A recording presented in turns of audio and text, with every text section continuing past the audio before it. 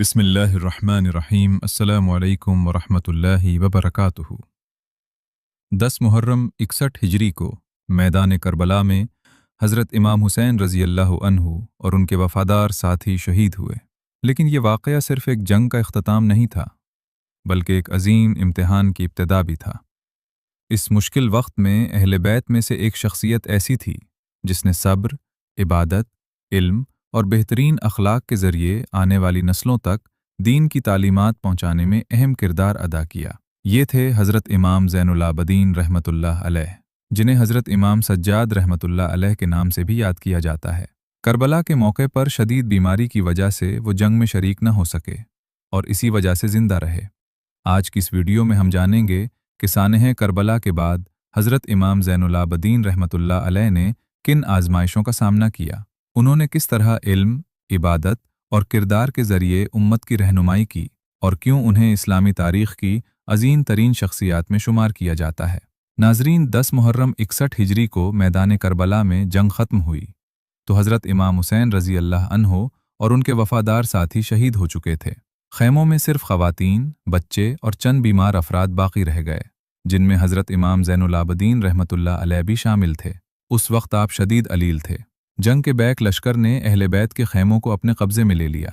تاریخی روایات کے مطابق خیموں سے سامان بھی لے لیا گیا اور اہل بیت کے افراد کو قیدیوں کی صورت میں جمع کیا گیا۔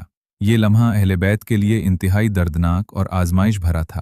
حضرت امام زین العابدین بیماری کے باوجود اپنی پھپھی حضرت زینب اور دیگر اہل بیت کے ساتھ ثابت قدم رہے۔ وہ جسمانی طور پر کمزور ضرور تھے، لیکن ان کا ایمان، صبر اور حوصلہ مضبوط تھا۔ بعد کی زندگی میں بھی ان کی شخصیت میں یہی صبر اور استقامت نمایاں نظر آتی ہے۔ اس کے بعد قافلے کو کربلا سے کوفہ لے جایا گیا۔ کوفہ وہی شہر تھا جہاں سے بہت سے لوگوں نے حضرت امام حسین رضی اللہ عنہ کو خطوط لکھ کر آنے کی دعوت دی تھی، لیکن بعد میں حالات بدل گئے۔ جب اہل بیت کا قافلہ کوفہ پہنچا تو بہت سے لوگ اس منظر کو دیکھ کر غمزدہ ہو گئے۔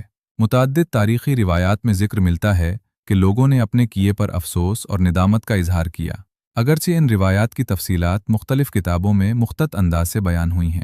کوفہ میں حضرت زینب رضی اللہ عنہا نے ایک مؤثر خطاب فرمایا، جس میں لوگوں کو ان کی ذمہ داری یاد دلائی۔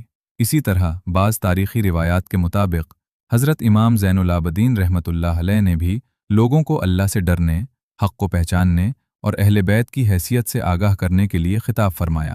ان خطابات نے بہت سے لوگوں کو جھنجھوڑ کر رکھ دیا۔ چند روز بعد اہل بیت کے قافلے کو کوفہ سے دمشق روانہ کیا گیا، جہاں اس وقت خلافت کا مرکز تھا۔ یہ سفر طویل، تھکا دینے والا اور انتہائی مشکل تھا۔ راستے بھر اہل بیت نے صبر، وقار اور اللہ پر کامل بھروسے کا مظاہرہ کیا۔ دمشق پہنچنے کے بعد بھی حضرت امام زین العابدین نے حالات کی سختی کے باوجود اپنی شخصیت کا وقار برقرار رکھا۔ تاریخی روایات کے مطابق ایک موقع پر انہوں نے مجمع کے سامنے ایسا مؤثر خطاب فرمایا جس میں اپنے خاندان کا تعارف کرایا، رسول اللہ صلی اللہ علیہ وسلم سے اپنی نسبت بیان کی اور لوگوں کو اہل بیت کے مقام سے آگاہ کیا۔ کہا جاتا ہے کہ اس خطاب نے حاضرین میں گہرا اثر چھوڑا اور بہت سے لوگوں کی سوچ بدلنے کا سبب بنا۔ اگرچہ اس کی بعض جزیات مختلف تاریخی مصادر میں مختلف انداز سے نقل ہوئی ہیں۔ دمشق میں کچھ عرصہ قیام کے بعد اہل بیت کے قافلے کو مدینہ واپس جانے کی اجازت دی گئی۔ اس سفر نے ان کے دلوں پر ایسے زخم چھوڑے تھے جو شاید کبھی بھر نہ سکے۔ رسول اللہ صلی اللہ علیہ وسلم کے نواسے حضرت امام حسین رضی اللہ عنہ اور ان کے جان نثار ساتھی شہید ہو چکے تھے، اور اہل بیت اس عظیم سانحے کی یادیں اپنے ساتھ لیے مدینہ کی طرف روانہ ہوئے۔ جب مدینہ منورہ کے لوگوں کو خبر ملی کہ اہل بیت کا قافلہ واپس آ رہا ہے تو شہر میں غم کی لہر دوڑ گئی۔ یہ وہی مدینہ تھا جہاں حضرت امام حسین رضی اللہ عنہ نے اپنی زندگی کا ایک بڑا حصہ گزارا تھا، جہاں لوگ ان سے بے پناہ محبت کرتے تھے، اور جہاں رسول اللہ صلی اللہ علیہ وسلم کی یادیں ہر گلی اور ہر کوچے میں تازہ تھیں۔ اہل مدینہ نے انتہائی رنج و غم کے ساتھ اہل بیت کا استقبال کیا۔ لوگوں کی آنکھوں میں آنسو تھے، دل غم سے بھرے ہوئے تھے، اور ہر شخص یہ جاننا چاہتا تھا کہ کربلا میں آخر کیا پیش آیا۔ حضرت امام زین العابدین مدینہ واپس تو آ گئے، لیکن ان کی زندگی پہلے جیسی نہ رہی۔ انہوں نے اپنے والد حضرت امام حسین رضی اللہ عنہ، اپنے خاندان اور اپنے عزیزوں کی جدائی کا غم پوری زندگی اپنے دل میں رکھا۔ تاریخی روایات میں ہے کہ جب بھی پانی پیش کیا جاتا تو انہیں کربلا کے پیاسے شہداء یاد آ جاتے اور ان کی آنکھیں نم ہو جاتے۔ اسی طرح جب بھی کسی جانور کو ذبح ہوتے دیکھتے تو فرماتے کہ اسے پانی پلایا گیا، جبکہ میرے والد اور ان کے ساتھیوں کو پانی سے محروم رکھا گیا تھا۔ تاہم حضرت امام زین العابدین رحمۃ اللہ علیہ نے اس غم کو مایوسی میں تبدیل نہیں ہونے دیا۔ انہوں نے صبر، عبادت اور علم کا راستہ اختیار کیا۔ انہوں نے مدینہ میں رہتے ہوئے لوگوں کو قرآن و سنت کی تعلیم دینا شروع کی، نوجوانوں کی تربیت کی اور اپنے بہترین اخلاق اور کردار سے لوگوں کے دلوں میں دین کی محبت پیدا کی۔ اس دور میں وہ سیاسی کشمکش سے حتی الامکان دور رہے اور اپنی توجہ امت کی دینی اور اخلاقی اصلاح پر مرکوز رکھی۔ ان کے گھر میں علم کی مجلسیں منعقد ہوتیں، دور دراز سے لوگ ان سے دین سیکھنے کے لیے آتے۔ مدینہ واپسی حضرت امام زین العابدین کی جدوجہد کا اختتام نہیں، بلکہ ایک نئے دور کا آغاز تھا۔ یہی وہ دور تھا جس میں انہوں نے خاموشی، حکمت اور بہترین کردار کے ذریعے امت کی رہنمائی کی اور آنے والی نسلوں کے لیے علم، تقوی اور صبر کی ایسی مثال قائم کی جسے آج بھی احترام کے ساتھ یاد کیا جاتا ہے۔ ناظرین، حضرت امام زین العابدین کی زندگی کا سب سے نمایاں پہلو ان کا علم، عبادت، تقوی اور بے مثال اخلاق تھا۔ حضرت امام زین العابدین عبادت میں بھی اپنی مثال آپ تھے۔ راتوں کا بڑا حصہ نماز، تلاوت قرآن اور دعا میں گزارتے تھے۔ آپ اللہ تعالیٰ کے حضور اس قدر عاجزی اختیار کرتے کہ سجدے طویل ہو جاتے۔ اسی وجہ سے آپ کو امام سجاد یعنی بہت زیادہ سجدہ کرنے والے کے لقب سے یاد کیا جاتا ہے۔ تاریخی روایات میں آتا ہے کہ جب آپ وضو کرتے تو اللہ تعالیٰ کے سامنے کھڑے ہونے کے احساس سے آپ کے چہرے کا رنگ بدل جاتا۔ جب لوگوں نے اس کی وجہ پوچھی تو آپ نے فرمایا کہ کیا تم جانتے ہو میں کس ذات کے حضور کھڑا ہونے والا ہوں؟ حضرت امام زین العابدین رحمۃ اللہ علیہ صرف عبادت گزار ہی نہیں بلکہ ایک بہترین معلم بھی تھے۔ انہوں نے اپنے شاگردوں کو صرف دینی معلومات نہیں سکھائیں بلکہ عملی زندگی میں دیانت، انصاف، صبر، سچائی اور رحم دلی کی تعلیم بھی دی۔ ان کے حلقہ علم سے متعدد علماء نے استفادہ کیا، جنہوں نے بعد میں پلیز علوم کو آگے منتقل کیا۔ آپ کی شخصیت کا ایک اور خوبصورت پہلو خدمت خلق تھا۔ تھارڈ شپ روایات کے مطابق آپ رات کی تاریکی میں ضرورت مند خاندانوں کے گھروں تک کھانا اور دیگر ضروری سامان پہنچاتے، لیکن اپنی شناخت ظاہر نہیں ہونے دیتے تھے۔ کئی لوگوں کو بعد میں معلوم ہوا کہ برسوں تک ان کی مدد کرنے والے یہی حضرت امام زین العابدین رحمۃ اللہ علیہ تھے۔ یہ روایت مختلف تاریخی مصادر میں ذکر ہوئی ہے۔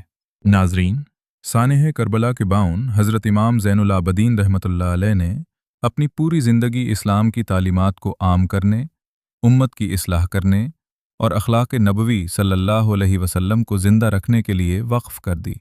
اگرچہ اس دور کے سیاسی حالات نہایت پیچیدہ تھے، لیکن آپ نے حکمت، صبر اور علم کے ذریعے دین کی خدمت کا راستہ اختیار کیا۔ حضرت امام زین العابدین رحمۃ اللہ علیہ اچھی طرح جانتے تھے کہ امت اس وقت اختلافات، سیاسی کشمکش اور فکری انتشار کا شکار ہے۔ ایسے حالات میں انہوں نے لوگوں کی توجہ دوبارہ قرآن، سنت، عبادت، اخلاق اور اللہ تعالیٰ سے تعلق مضبوط کرنے کی طرف مبذول کرائی۔ ان کا مقصد لوگوں کے دلوں میں ایمان کو تازہ کرنا اور اسلامی اقدار کو مضبوط کرنا تھا۔ مدینہ منورہ میں آپ کی علمی مجالس منعقد ہوتیں، جہاں لوگ قرآن کی تفسیر، حدیث، فقہ اور اسلامی اخلاق کے بارے میں رہنمائی حاصل کرتے۔ آپ نہایت سادہ انداز میں گفتگو فرماتے، ہر سوال کا جواب تحمل اور حکمت سے دیتے اور ہمیشہ لوگوں کو نرمی، عدل اور تقوی کی تلقین کرتے۔ حضرت امام زین العابدین کی زندگی کا ایک اہم پہلو یہ بھی تھا کہ آپ نے اپنے کردار سے اسلام کی دعوت دی۔ آپ صرف نصیحت نہیں کرتے تھے بلکہ خود اس پر عمل بھی کرتے تھے۔ اگر کسی نے آپ کے ساتھ سختی کی تو آپ نے صبر اور درگزر سے جواب دیا۔ اگر کسی نے بدسلوکی کی تو آپ نے حسن اخلاق کا مظاہرہ کیا۔ یہی رسول اللہ صلی اللہ علیہ وسلم کی سنت تھی جسے آپ نے اپنی عملی زندگی میں زندہ رکھا۔ تاریخی روایات میں آتا ہے کہ آپ ضرورت مندوں کی خاموشی سے مدد کرتے، یتیموں اور مسکینوں کی خبرگیری کرتے اور کسی پر احسان جتانے کے بجائے صرف اللہ تعالیٰ کی رضا چاہتے تھے۔ آپ فرماتے تھے کہ بہترین نیکی وہ ہے جو خالص اللہ کی رضا کے لیے کی جائے، نہ کہ لوگوں کی تعریف حاصل کرنے کے لیے۔ آپ نے نوجوان نسل کی تربیت پر بھی خصوصی توجہ دی۔ انہیں قرآن سے محبت، عبادت کی پابندی، والدین کے احترام، سچائی، امانت داری اور اچھے اخلاق کی تعلیم دی۔ آپ سمجھتے تھے کہ اگر نوجوان دین اور اخلاق پر مضبوط ہوں گے تو پورا معاشرہ مضبوط ہوگا۔ حقیقی عزت اقتدار یا دولت میں نہیں، بلکہ اللہ تعالیٰ کی اطاعت، تقوی اور انسانوں کے ساتھ حسن سلوک میں ہے۔ یہی وجہ ہے کہ لوگ آپ کے علم سے ہی نہیں، بلکہ آپ کے کردار سے بھی متاثر ہوتے تھے۔ ناظرین، اگر ہم حضرت امام زین العابدین کی پوری زندگی کا خلاصہ کریں تو معلوم ہوتا ہے کہ انہوں نے اسلام کی خدمت تلوار سے نہیں، بلکہ علم، عبادت، دعا، صبر، اخلاق، خدمت خلق اور بہترین کردار کے ذریعے کی۔ انہوں نے دکھایا کہ جب حالات سخت ہوں تب بھی ایک سچا مسلمان اپنے کردار سے معاشرے میں خیر، محبت اور انصاف پھیلا سکتا ہے۔